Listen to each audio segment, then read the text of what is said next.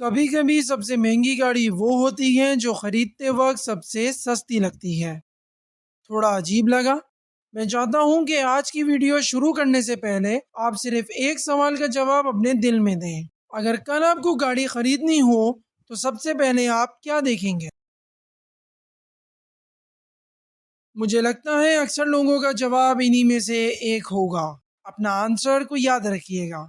लेकिन अगर मैं कहूँ कि बहुत से लोग गाड़ी खरीदते वक्त सबसे इम्पोर्टेंट चीज़ भूल जाते हैं, तो अजीब बात यह है कि उस चीज़ का एहसास उन्हें शोरूम में, टेस्ट ड्राइव में या बुकिंग के वक्त नहीं होता, बल्कि पहली बार वर्कशॉप का एस्टीमेट हाथ में आने के बाद होता है। और उस दिन बहुत सारे लोगों को ये बात समझ आती है कि गाड़ी की कीमत और गाड़ी को ओन करने की कीमत दो बिल्कुल अलग चीजें हैं। अस्सलामुअलैकुम, मैं हूं आपका होस्ट और आप देख रहे हैं नेक्स्ट जेन एक्सप्लेन। आज की वीडियो किसी ब्रांड या टेक्नोलॉजी के खिलाफ नहीं है। ये वीडियो एक सोच के बारे में है, एक ऐसी सोच जो हम में से बहुत से लोग गाड़ी खरीदते वक्त बिना रियलाइज किए बस फॉलो करते हैं। और अगर आप आज या कल गाड़ी खरीदने का प्लान कर रहे हो सकता है कि ये वीडियो तुम्हारी सोच को बेहतर से बेहतरीन कर दे।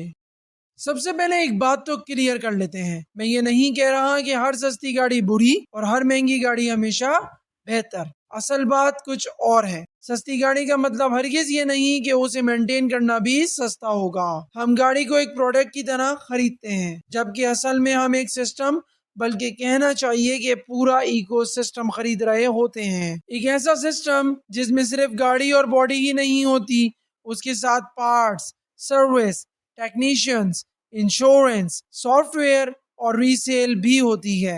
यानी शोरूम से गाड़ी बाहर निकलते ही कहानी खत्म नहीं, कहानी शुरू होती है।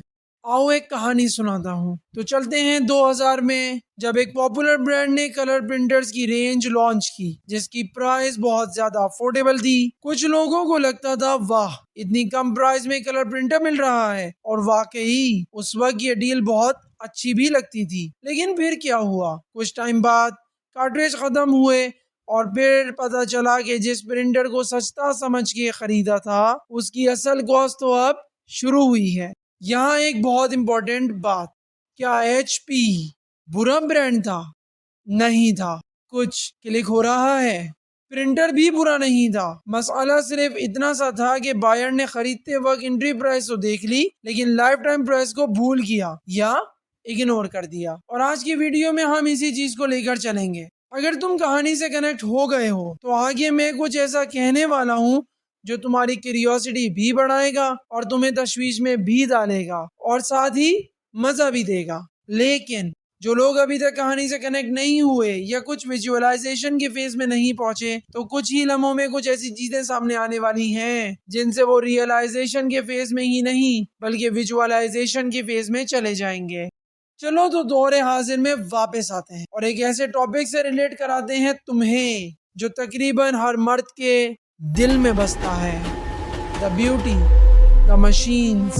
आज मार्केट में नए ब्रांड्स, नए फीचर्स भरे पड़े हैं और कई मर्तबा ये सब ऐसी प्राइसिंग में मिल रहा होता है जहां कुछ साल पहले सिर्फ बेसिक सेडान्स मिला करती थी। कंज्यूमर के लिए अच्छी बात है, कंपटीशन होना चाहिए, टेक्नोलॉजी एक्सेसिबल होनी चाहिए और मार्केट में ऑप्शंस भी होने चाहिए। लेकिन यहाँ पर एक सवाल, एक ऐसा सवाल जो शोरूम में कम पूछा जाता है लेकिन वर्कशॉप में बहुत ज्यादा, क्या गाड़ी की वैल्यू सिर्फ उसकी परचेज प्राइस और फीचर लिस्ट से डिसाइड होती है? अगर मैं ये कहूँ कि कहानी उसके बाद शुरू होती है, तो फिर हमारे लिए ये समझना बहुत ज्यादा जरूरी है कि गाड़ी की असल प्राइस आखिर बनती किस चीज से है। चलो इसका जवाब मैं किसी डेफिनेशन से नहीं, एक रियल सिचुएशन से समझाता हूँ। अमजद और आजम एक ही बजट में दो अलग गाड़ियां खरीदते हैं। दोनों खुश हैं, दोनों को लगता है कि उन्होंने जबरदस्त डील्स की हैं। लेकिन तकरीबन एक साल के बाद दोनों का एक छोटा सा एक्सीडेंट होता है। यहाँ तक की कहानी बिल्कुल सिंपल और स्ट्रेट है, लेकिन ट्विस्ट अब आएगा। यहीं से दोनों की ओनरशिप जर्नी अलग हो जाएगी। मैंने एक वर्ड बोला, ओनरशिप, बाद में डिस्कस करेंगे, अभी कहानी सुनो। एक गाड़ी का बम्पर और हेडलाइट फौरन अवेलेबल हैं। वर्कशॉप में काम शुरू होता है। कुछ दिन बाद गाड़ी वापस अमजद के पास। दूसरी तरफ आजम, आज वो वर्कशॉप और दुकानों के धक्के खा रहा है और जहां सामान अवेलेबल करवाने के लिए भाग दौड़ कर रहा है और एक अजीब सी कश्मकश और परेशानी का शिकार है। काम डिस्टर्ब, घर डिस्टर्ब और सबसे बढ़कर उसकी अपनी मेंटल हेल्थ डिस्टर्ब। अब एक सवाल तुम्हारे लिए, आखिर गाड़ी किसकी महंगी थी, अमजद या आजम? अगर मैं कहूं कि आजम की गाड़ी 4-5 लाख रुपए सस्ती भी थी, तो क्या वो वाकई वर्थ इट थी या नहीं? अपना जवाब याद रखना। मैंने इससे पहले भी तुमसे कहा था कि अपना जवाब याद रखना। इन जवाबों की जरूरत हमें आगे पढ़ने वाली है, बस जरा सी देर। अब मैं एक बात कहता हूँ, हर सस्ती चीज सस्ती भी पड़े ये जरूरी नहीं। वक्त और सेहत पैसे से कहीं ज्यादा कीमती होते हैं, क्योंकि किसी ने क्या खूब कहा, गुजरा हुआ वक्त और खोई हुई सेहत दोनों वापस नहीं आते। इकबाल का एक शेर याद आ गया, याद आता है मुझे अपना वो गुजरा हुआ जमाना, वो बाग की बहारें, वो सबका चहचहाना।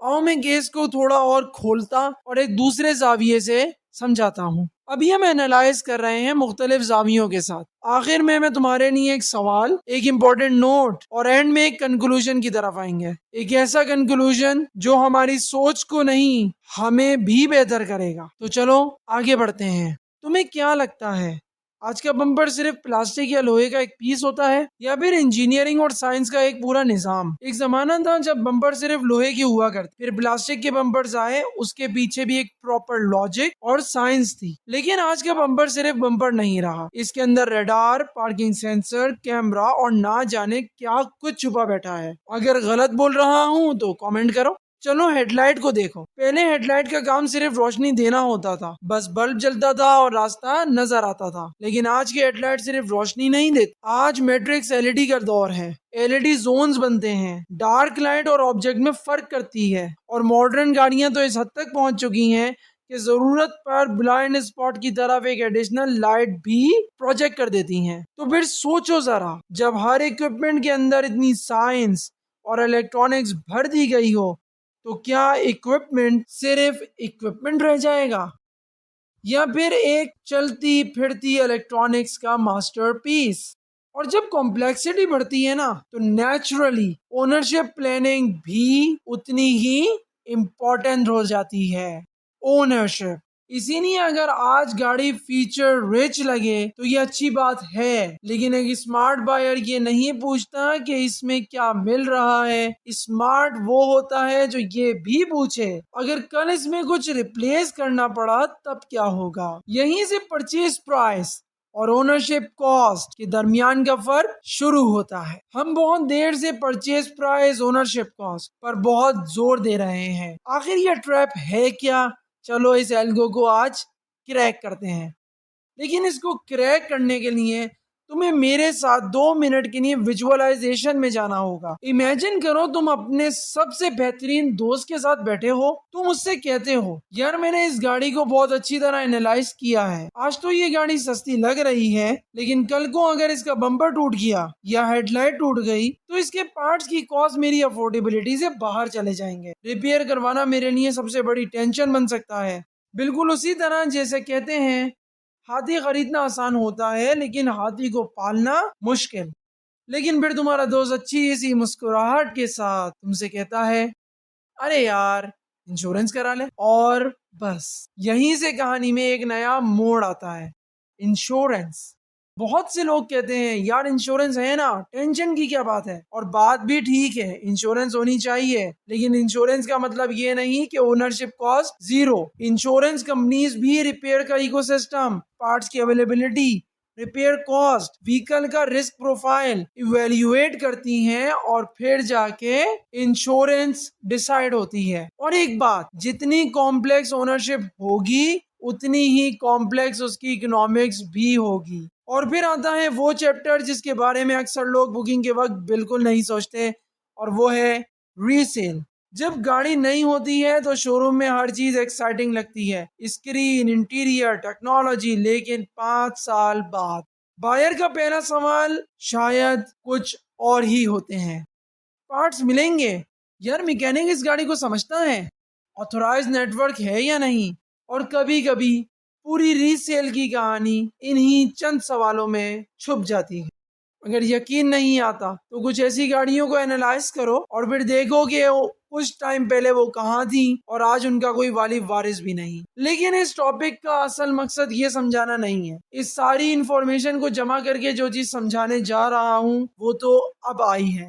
अच्छा, यहाँ एक बात क्लियर कर लो, मैं ये बिल्कुल नहीं कह रहा कि हर नया ब्रांड अच्छा नहीं होता, बिल्कुल नहीं। हर एस्टेब्लिश ब्रांड कभी ना कभी वो भी नया था। हर कंपनी को इकोसिस्टम बिल्ड करना होता है और इसमें वक्त भी लगता है। कंपटीशन मार्केट के लिए जरूरी है और कंज्यूमर के पास ज्यादा ऑप्शंस होना मार्केट की हेल्थ को स्ट्रॉन्ग करता है। लेकिन प्रोग्रेस का मतलब सिर्फ ये नहीं कि फीचर्स, प्रोग्रेस का मतलब ज्यादा इन्फॉर्म्ड बायर्स भी है। इसीलिए मुझे लगता है कि अगले कुछ सालों में पाकिस्तान की ऑटो मार्केट सिर्फ हॉर्स पावर की रेस नहीं होगी, सिर्फ फीचर्स की रेस नहीं होगी, ओनरशिप कॉस्ट की रेस होगी। Back to the topic. अभी तक हमने जितना कुछ एनालाइज किया, अब हम उस सब का निचोड़ निकालेंगे। जिस दिन बायर्स ने परचेज प्राइस के साथ ओनरशिप कॉस्ट को भी इक्वली इंपॉर्टेंस देना शुरू कर दी, उस दिन से कंपनीज भी सिर्फ फीचर्स पर नहीं compete करेंगी बल्कि सपोर्ट सिस्टम भी बनाएंगी, और असल जीत यही होती है। इस पूरी वीडियो के बाद आपको गाड़ी देखने का तरीका बदलने की जरूरत। अगली बार जब आप शोरूम में खड़े हो और सेलमैन आपको फीचर्स बता रहा हो तो उसके तमाम बातों को सुनिएगा, लेकिन अपने आप से भी कुछ पूछिएगा, कुछ सालों बाद ये ब्रांड कहाँ होगा, इस गाड़ी की रीसेल कहाँ होगी। खुदा ना खास्ता किसी एक्सीडेंट की सूरत में कहीं महीनों का वेट सिर्फ पार्ट्स का ही तो नहीं करना पड़ जाएगा। और इससे मिलते जुलते कुछ सवाल। मैं उम्मीद करता हूं कि आज से आप स्मार्ट डिसीजन लेना शुरू करें। इस पूरी वीडियो के बाद मुझे यकीन है कि आइंदा जब आप किसी चीज को खरीदने जाएंगे तो सिर्फ टिकट प्राइस नहीं बल्कि उसकी पूरी ओनरशिप कॉस्ट को समझेंगे। मैंने इस वीडियो के शुरू में कहा था, कभी कभी सबसे महंगी गाड़ी वो होती है जो खरीदते वक्त सबसे सस्ती लगती है। मुझे उम्मीद है इस जुमले का मतलब आप अच्छी तरह समझ गए होंगे। मैंने शुरू में कहा था कि आखिरी में मैं एक काम दूंगा, अब एक काम तुम्हारे लिए। अगर इस वीडियो ने वाकई तुम्हें कुछ सिखाया, कुछ समझाया है तो कमेंट में कुछ ना कुछ जरूर लिखना, और अगर कुछ समझ में ना आए तो सिर्फ ये लिख देना कि यार इस वीडियो ने गाड़ियों को जज करने की मेरी सोच को इम्प्रूव किया। मैं हूँ आपका होस्ट और आप देख रहे थे नेक्स्ट जेन एक्सप्लेन। मिलते हैं अगली वीडियो में। अल्लाह हाफिज।